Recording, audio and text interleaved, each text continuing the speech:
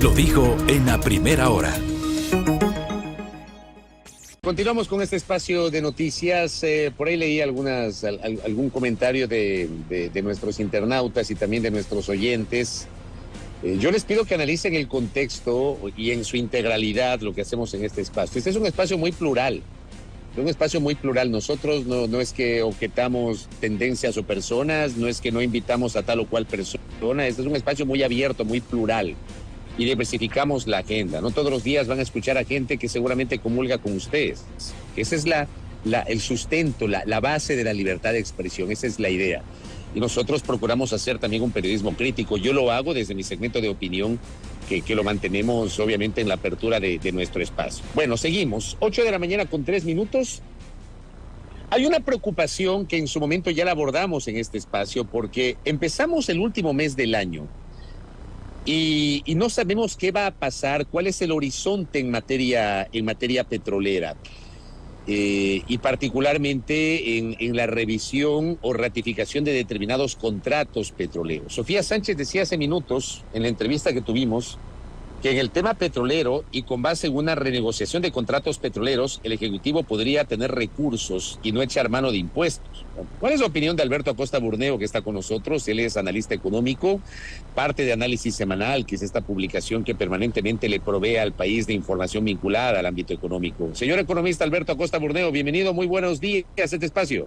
Muy buenos días, un gusto estar con ustedes. Definitivamente el petróleo es una oportunidad para el país, es una riqueza que podría generar abundantes rentas para suavizar el ajuste fiscal, para tener recursos para invertir en los ciudadanos, para invertir en capacidades. Lamentablemente el petróleo en el país está estancado. Por un lado, el Ejecutivo dijo vamos a duplicar la producción petrolera, vamos a llegar al 1.000.000 de barriles. En la práctica, quienes ejecutan esas políticas están haciendo todo lo contrario, no están atrayendo los capitales, hay capitales interesados en invertir. El presidente dijo necesitamos atraer 12.000 millones de dólares en inversiones con capital privado porque el Estado no los tiene. Pero en la práctica vemos cómo a través de trabas, de decisiones que no se toman o de intereses ocultos probablemente, Petroecuador o los mandos medios, quienes deberían facilitar todo este proceso, en la práctica lo están trabando. Estamos viendo cómo la producción petrolera se ha estancado, se produce hoy menos petróleo que el que se producía al inicio del gobierno de Guillermo Lasso, y esto es el gran desafío que tiene que cambiar el gobierno, tiene que lograr alinear los objetivos presidenciales con quienes ejecutan esas políticas. Alberto, buenos días, bienvenido nuevamente. La pregunta que a mí me salta aquí es si Petroecuador tiene en efecto las condiciones técnicas y operativas para poder asumir esa intención de duplicar la explotación y demás. Bueno, eso es muy claro y el presidente lo reconoce. Petroecuador no tiene, ni el Estado tiene los recursos, no tienen, tampoco tiene la capacidad técnica para hacerlo. Por eso se necesita de capitales privados. Y en ese entorno es que nos llama tanto la atención que, por ejemplo, desde febrero de este año, hay 24 solicitudes entre renovación de contratos y ampliación de plazo y migración de contratos que no han sido atendidas por Petroecuador. Simplemente no hay respuesta. Es decir, hay inversionistas que ya están en el país, que quieren invertir y que no se está dando las facilidades para que lo hagan. Y llama mucho la atención, por ejemplo, el caso de Petrolia, una empresa que compró las acciones a nivel internacional de Repsol Ecuador, y entonces esa empresa quiere seguir invirtiendo en el país, propone inversiones adicionales, pero no se siguió la renegociación del contrato, y al final del día, después de tantas demoras, el ministro actual, el cuarto ministro del gobierno, dice ya no hay tiempo para negociar. Qué lástima, se acabó el tiempo.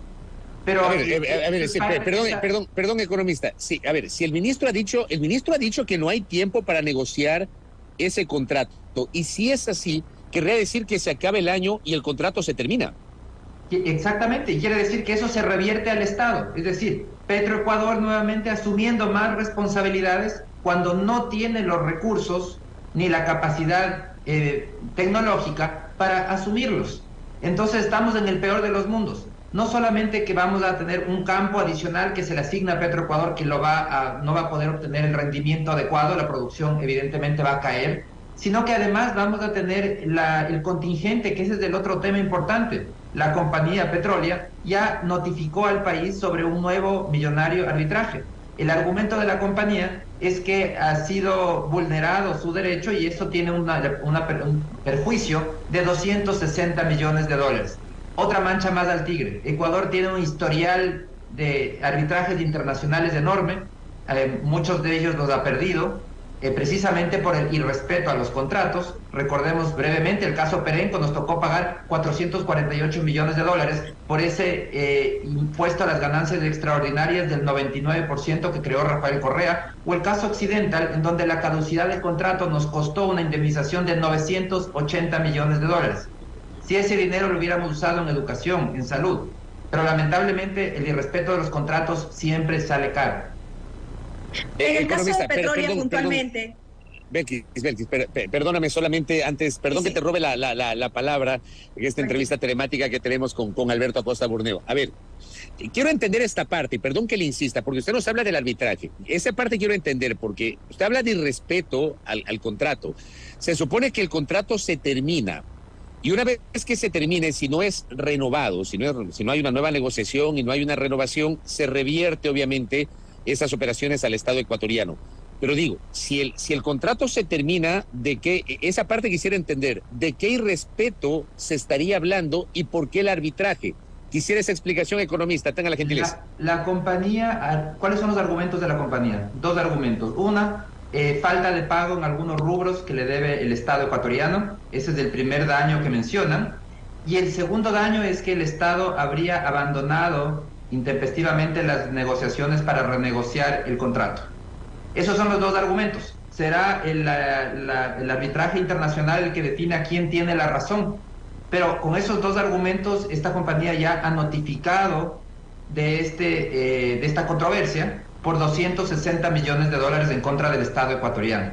Este proceso se llevaría bajo las normas de la UNCITRAL y veremos el resultado. Estos procesos toman mucho tiempo, eventualmente veremos el resultado. Aquí el tema de lo importante es, ¿y cuál es la alternativa? Estamos haciendo lo correcto tratando de insistir en que los campos que expiran, y los siguientes, todos se reviertan a Petroecuador, porque este no es el único contrato que va a terminar su vigencia, vienen más.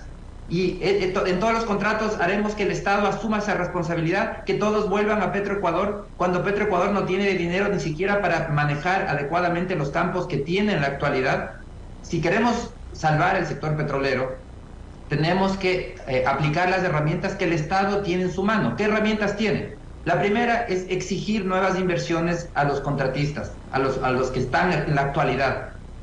Tiene que exigirles nuevas inversiones, lo puede hacer. Y el segundo, tiene que renovar las concesiones. Si ya está el inversionista, pues que invierta más y que se mantenga el inversionista. ¿Para qué empezar un nuevo proceso de licitación que nos tomará años, al menos 2 años, por decirlo poco, y que implica que en el interín la producción va a declinar? Y el tercer tema es aprobar las solicitudes de migración de contratos. Está en la ley la migración de contratos. Hay solicitudes importantes puestas desde febrero que no han sido atendidas. Entonces, por un lado, la política pública habla de más inversión, bienvenida a la inversión. Se anuncia en foros internacionales como Ecuador Open for Business, se anuncia que, por ejemplo, este interés y la compra de las acciones de Petrolia de Repsol. Y al final del día, a la vuelta de la esquina, se hace todo lo posible para que esas inversiones no se concreten. Ahí hay un descalce que tiene que ser solucionado para evitar que continúe esta declinación en el sector petrolero. Mi pregunta iba en el sentido de precisamente uno de los argumentos de Petrolia para haber iniciado este proceso sobre estos supuestos incumplimientos por parte del Estado ecuatoriano, la falta de pago de las sumas adeudadas en función de la aplicación del factor de corrección establecido en los contratos modificatorios. ¿A qué hace referencia para entenderlo mejor? Bueno, son unos valores que le corresponden a la compañía por ley y que deberían haberse calculado en su momento y que la compañía asegura que no se le ha pagado. Esos temas son parte de los cumplimientos normales que tienen que darse en el contrato y vemos que la compañía dice que eso no ha sucedido. Ese es su argumento. Al final del día lo que hay que estar muy claro es que el tema sobre el que estamos tratando es sobre esta incongruencia en la política pública. El caso de Petrolia es uno de los muchos casos. A este caso se suma casos de empresas que han solicitado permisos para perforar pozos y que no les otorgan y que tienen que pasar más de un año para poder recibir una autorización para perforar un nuevo pozo. O de empresas, 24 solicitudes de migración de contratos y renovación de concesiones, entre migración de contratos y renovación de concesiones, que no son atendidas. Es decir, al final del día hay una cantidad de intereses dentro de Petroecuador para encontrarle una motivación que hacen que no se esté facilitando la inversión privada. Aquello que decía el gobierno, es bienvenida la inversión. Bueno, eso se queda en el discurso. En la práctica no es bienvenida la inversión al sector petrolero del país. Y eso lo estamos viendo con los hechos, con toda esta cantidad de solicitudes que hay represadas, de solicitudes de inversión, porque al final del día son solicitudes para poder seguir invirtiendo en el país, y que sin embargo no se toman decisiones y se terminan estancando. ¿Es un tema de decisión política o es un tema jurídico o un tema legal, Alberto Acosta Burneo? El punto de partida es una falta de decisión política. Lamentablemente el presidente establece unos lineamientos muy claros, pero esos lineamientos no permean a lo largo de toda la institución. Por supuesto que toda decisión que se tome en este tema tiene que considerar el aspecto jurídico y legal, no puede ignorar el aspecto jurídico y legal.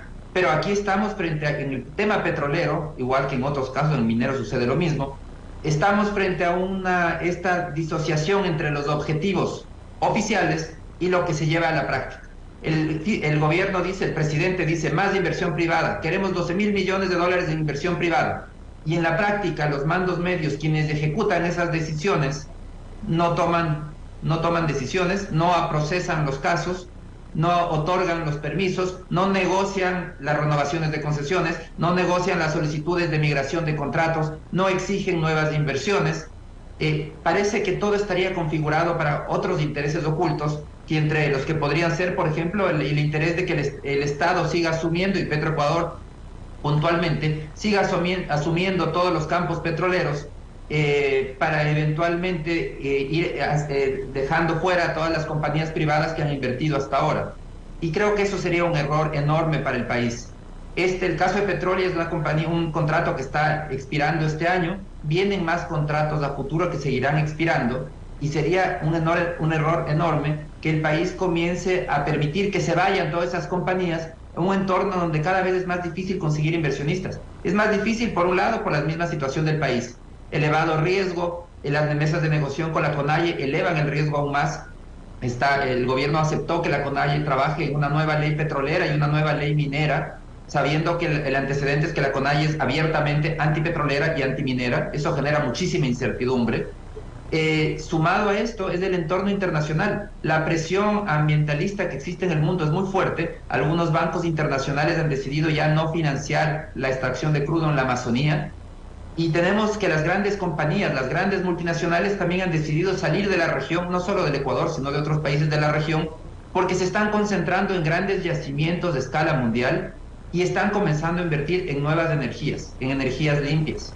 Entonces, dentro de ese entorno, el Ecuador no puede darse el lujo de perder inversionistas. Necesitamos en este momento más inversión de urgencia para poder extraer ese crudo hoy cuando todavía es valioso. El día de mañana, cuando exista un sustituto económicamente viable, probablemente nos quedemos con este crudo bajo tierra.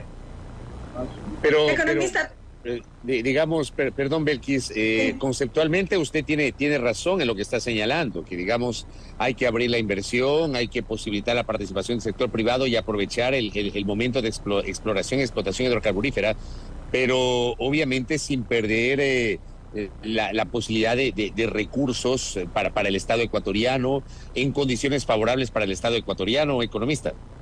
Bueno, este es un tema muy interesante que usted menciona. Escuchaba hace pocos días a un asambleísta que nos decía muy suelto de huesos y decía, lo que pasa es que el costo de producción de Petroecuador es de apenas $10 por barril, mientras que el costo de las privadas es de alrededor de $30 por barril.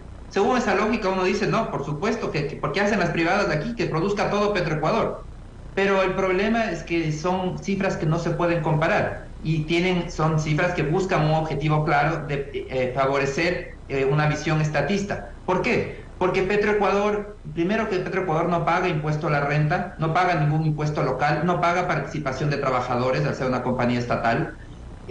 Petroecuador tampoco asume el costo del financiamiento, es decir, todas las inversiones que se hacen, ese costo del financiamiento, lo asume el presupuesto general del Estado, eso no se registra como un costo de Petroecuador. Entonces, cuando nos dicen Petroecuador le cuesta apenas $10, la realidad es que están comparando peras con manzanas. El costo de las compañías privadas incluye el financiamiento, incluye todo el pago de impuestos, participación de trabajadores, es decir, unas condiciones distintas que las que se comparan con Petroecuador. ¿Por qué hacer estas comparaciones antojadizas? Porque se quiere impulsar una tesis de que el Estado debería ser el único que maneje el petróleo en el país, lo cual es una tesis equivocada. Vemos cómo en el mundo existen compañías públicas, existen compañías privadas que coexisten sin ningún problema y todas en beneficio de los distintos países. El Ecuador tiene que seguir buscando más inversión privada porque el Estado no tiene recursos para invertir y esa inversión va a beneficiar al país porque hay una repartición de ingresos e incluso ahora se ha permitido esa modalidad mejorada de contrato que es el contrato de participación, pasar del contrato de servicios que se pagaba una tarifa fija a un contrato de participación, en donde ambas partes asumen parte del riesgo y los beneficios. Entonces, definitivamente, el que haya más inversión privada beneficia al país. Y por eso es que tenemos que seguir impulsando lo que el presidente ha dicho que es su política, pero que en la práctica no se está ejecutando, que es abrir las puertas a la inversión privada en el área petrolera. Yo quisiera insistir en este análisis a partir del ejemplo que usted acaba de referir, economista, porque tenemos interacción de nuestra audiencia y, por ejemplo, hay quienes le dicen, no es así, ese contrato ya se termina a propósito de lo que analizábamos de Petrolia y no debe ser renovado porque el contrato ya se termina. El Estado debería tomar y explotar a través de Petroecuador, que sale más barato, dicen por un lado. Por otro lado, también le refieren, habla como si el Estado tuviera la obligación de aceptar las condiciones de las empresas, está en su derecho de no renovar los contratos. ¿Qué les dice usted a los ciudadanos? Mire, primero, no caer en el cuento de que la producción en Petroecuador es más barata. Primero, que Petroecuador transparente sus cifras, no tiene ni siquiera balances auditados.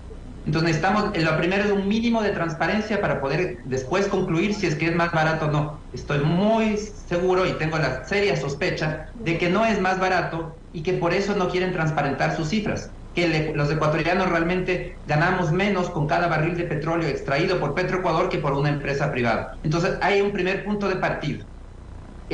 Lo segundo, necesitamos entender que el Estado no está obligado a aceptar ninguna condición, como las compañías privadas tampoco están obligadas a aceptar ninguna condición, es una negociación. Entonces, tenemos que hablar de qué es lo conveniente. Lo conveniente es tener inversión, más inversión privada, porque el Estado no tiene la plata para hacerlo, ni la tecnología para hacerlo. Entonces, ¿qué es lo más conveniente en este momento? Que se vayan los inversionistas, que conforme comienzan a expirar esos contratos, se vayan esos inversionistas y darle más responsabilidad a Petroecuador cuando no tiene recursos ni capacidad técnica. Definitivamente que no. Lo más conveniente es tratar a toda costa de que haya más inversión privada y eso se logra a través de renovación de concesiones y aprobación de solicitudes de migración de contratos. Necesitamos y exigir más inversiones. Esa negociación es la que tiene que hacer el Estado. El Estado tiene que tener un norte claro, y el norte claro es más inversión privada para poder seguir sosteniendo, evitar que siga cayendo la producción petrolera y de esa manera generar rentas adicionales que son tan necesarias en el entorno fiscal actual, ayudaría muchísimo para evitar el peso del ajuste fiscal. Esta parte que usted ha señalado de que es una falacia de que la producción a cargo de Petroecuador sería más barato, más conveniente para el Estado. ¿Por qué, economista? Bueno, porque los puntos que mencionaba son el comparativo, se está comparando peras con manzanas. ¿Al final el gasto es el mismo o qué? ¿Perdón? ¿Al final el costo o el gasto es el mismo o no? No sabemos porque Petroecuador no tiene transparencia en sus cifras, no tiene balances auditados, empezando por ahí. Segundo, Petroecuador se rige, al ser empresa pública, se rige por otras reglas. Entonces, no paga impuesto a la renta, no paga participación de trabajadores, no paga impuestos locales, no asume tampoco el costo del financiamiento. Un costo importantísimo, una inversión tan grande como es la actividad petrolera, es el financiamiento. Pero eso no lo asume el balance de Petroecuador, eso lo asume el presupuesto general del Estado. Entonces, en la práctica, cuando nos dicen a Petroecuador le cuesta $10 cada barril, hay que decirle, a ver, para comparar, si usted quiere comparar eso con lo que le cuesta a una empresa la tarifa de la privada, tenemos que hacer que sean comparables. Hay que incluir cuál sería el costo si es que pagara impuesto a la renta, cuál sería el costo si es que pagara participación de trabajadores, si pagara todo el resto de impuestos locales, si además asumiera el costo del financiamiento, y después hablemos para poder comparar las tarifas. Y para poder comparar las tarifas, el punto de partida es un mínimo de transparencia, balances auditados, algo que por algunos oscuros intereses que existen en Petroecuador no se ha querido hacer. El acuerdo con el Fondo Monetario Internacional desde hace 2 años pidió balances auditados y no se lo logra hacer. No quieren contarnos la realidad de Petroecuador. Ese es el grave problema que tenemos en el sector petrolero, que es un sector lleno de intereses particulares, que permite además, ya hemos visto, importantes casos de corrupción, que nos enteramos gracias a la justicia norteamericana, porque si no, no nos enteraríamos. Y mientras tanto, esa opacidad lo único que hace es mantener ese terreno fértil para la corrupción. Ya en términos generales y después de todo lo dicho, economista, precisamente, ¿cómo cierra o cómo va cerrando este 2022 el país en materia petrolera? A partir de todo este análisis y todo este diálogo. Bueno, vemos que lamentablemente el petróleo está estancado en el país, que el Ecuador nuevamente se le pasó el tren. Tuvimos un inicio de año con excelentes precios de petróleo, por encima de $100 por barril, y sin embargo no pudimos aprovechar de esos excelentes precios porque la producción en el país está debilitada. Producimos menos hoy que lo que producíamos cuando el gobierno se posesionó. Ya vamos para el segundo año de gobierno y esa promesa de la apertura a la inversión privada no se ha concretado. No hay incrementos importantes de la inversión. Seguimos discutiendo para que Petroecuador asuma cada vez más responsabilidades a pesar de que no tiene los recursos. Entonces yo creo que lamentablemente el sector petrolero no está pasando por su mejor momento. A esto se suma una presión política externa muy fuerte que nació de las mesas de negociación con la CONAIE, la moratoria petrolera, las mesas técnicas para vinculantes que van a revisar concesiones, la promesa de que la CONAIE va a participar en la reforma de la ley petrolera. Todo eso al final del día genera un nivel de incertidumbre muy alto. Entonces, más incertidumbre implica menos incentivos para invertir, en un entorno que además internacionalmente hay una presión muy fuerte ambiental para migrar hacia energías limpias, ir abandonando el petróleo. El resultado es que el sector petrolero es menos atractivo de lo que era, la producción está estancada, y eso significa que las rentas estatales, si bien se han incrementado en algo, es solamente por efecto de los precios, no por volumen, porque hemos sido incapaces de elevar la producción petrolera. Algo que, por ejemplo, Colombia logró hace mucho tiempo, logró duplicar su producción, superó al Ecuador muy rápidamente. En el Ecuador se sigue discutiendo que Petroecuador asuma cada vez más responsabilidades, más de estatismo, y el resultado es de estancamiento desde hace muchos años, y que este gobierno lamentablemente no ha logrado sacar al sector petrolero de este estancamiento. Acá me pasan un dato que le quiero trasladar a Alberto Acosta Burneo, ya que estamos hablando de petróleo. Me pasan el dato de que la Comisión de Biodiversidad de la Asamblea Nacional pretende revisar los contratos petroleros y la participación de las empresas petroleras en esos contratos con los porcentajes que al momento reciben.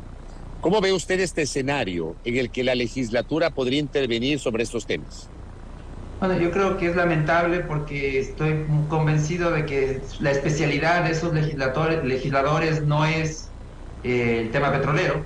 Entonces eso abona a lo que decía hace un momento, un entorno cada vez menos atractivo, en donde la política comienza a meterse en la técnica, lo que debería ser una responsabilidad de áreas técnicas del Estado, que tienen que garantizar que esos contratos sean beneficiosos, tienen que garantizar el cumplimiento de esos contratos conforme sea aprobado. Pero eso es un tema técnico y que le corresponde a las áreas específicas para esa actividad. Cuando la política empieza a meterse en estos temas con mucho desconocimiento, terminan tomando generalmente decisiones equivocadas. Esto solamente abona ese entorno poco atractivo para la inversión, que eso es lo lamentable en el país. Nuevamente estamos dejando pasar esta oportunidad y lo lamentable es que más temprano que tarde existirá un sustituto al petróleo como energía en el mundo y el petróleo dejará de ser valioso para la humanidad y nos quedaremos con ese petróleo bajo tierra, cuando pudimos haberlo extraído a tiempo, cuando todavía era valioso y pudimos haber usado esas rentas para invertir en los ciudadanos, en la creación de capacidades de los ciudadanos, que eso es lo correcto, lo que se debe hacer, pero que si no lo hacemos cuando el petróleo es valioso, puede ser que el día de mañana ya sea demasiado tarde y nos quedemos con ese petróleo bajo tierra.